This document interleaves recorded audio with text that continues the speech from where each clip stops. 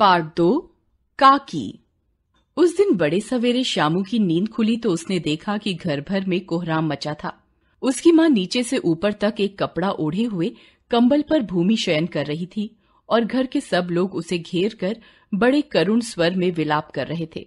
लोग जब श्यामू की माँ को शमशान ले जाने के लिए उठाने लगे तब उसने बड़ा उपद्रव किया। लोगों के हाथ से छूटकर वह माँ के ऊपर जा गिरा और बोला, काकी सो रही है, इसे इस तरह कहाँ लिए जा रहे हो?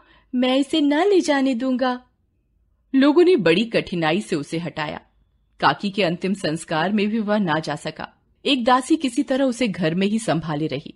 यद्यपि बुद्धिमान गुरुजनों ने उसे विश्वास दिलाया कि उसकी काकी उसके मामा के यहाँ गई है, परंतु उससे यह बात छिपी न रह सकी कि काकी और कहीं नहीं, ऊपर राम के यहाँ गई है, अर्थात उसकी मृत्यु हो गई है।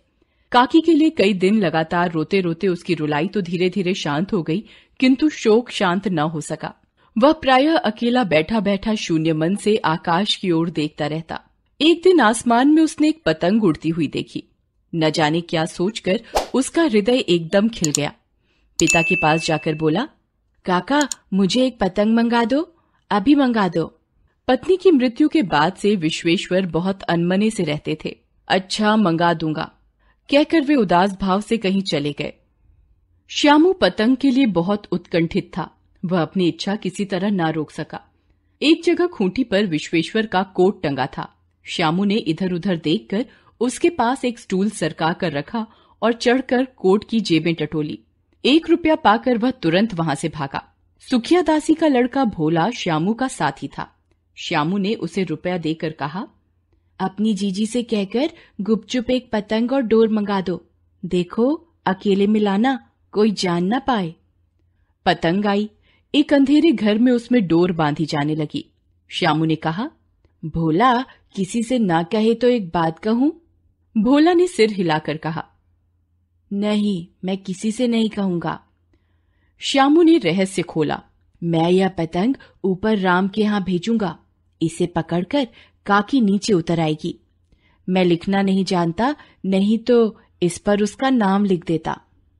भोला श्यामू से अधिक समझदार था। उसने कहा, बात तो बड़ी अच्छी सोची, लेकिन इसमें मुश्किल है। यह डोर पतली है, इसे पकड़कर काकी उतर नहीं सकती। इसके टूट जाने का डर है। पतंग में मोटी रस्सी हो तो सब ठीक हो जाए। श्यामू गंभीर हो गया।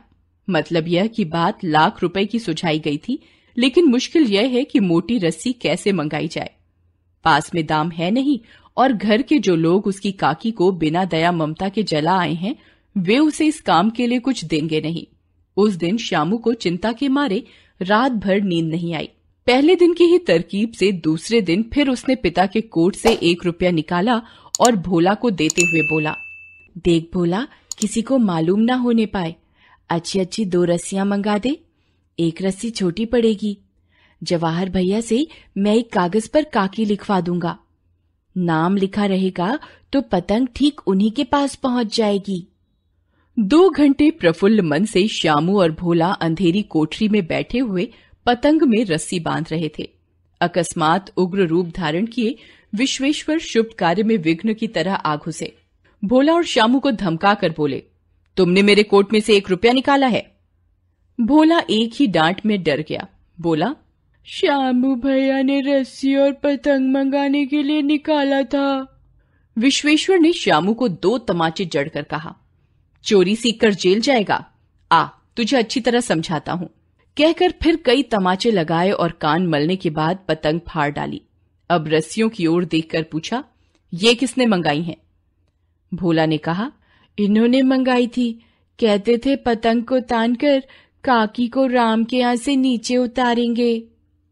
विश्वेश्वर हतबुद्धि होकर वहीं खड़े रह गए। उन्होंने फटी हुई पतंग उठाकर देखा।